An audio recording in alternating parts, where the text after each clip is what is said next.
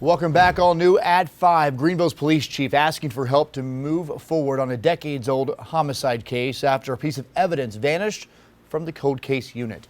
It could hold clues about the 1975 double homicide of a Greenville County deputy and his dad, who some think the wrong man was convicted.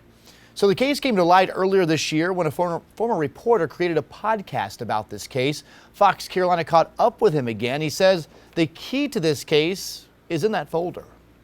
A story that came from the 1970s is now breaking news. Former reporter Brad Willis never thought a case he covered 4 decades ago would come back to light, but he says it never stopped haunting him. When people stop paying attention, that things like this happen. It all goes back to 1975. Greenville County Lieutenant Frank Looper and his father Rufus Looper were shot execution style inside their garage. Charles Wakefield Jr. was convicted of their murders and served 30-plus years in prison. He was paroled in 2010 but has maintained his innocence. Fast forward to April 2018, Greenville police staff stumbled upon a letter suggesting someone other than Wakefield was responsible for the murders. Drug cop Lieutenant Frank Looper knew too much. In his podcast, Murder, Etc., Willis claims the letter is critical. But recently, while reviewing the case, police realized the letter disappeared. This new evidence that he never had access to and the attorneys never had access to would go a long way just towards starting a new investigation into this case that could exonerate Wakefield. Chief Miller says they're working with an outside agency to investigate where the letter went.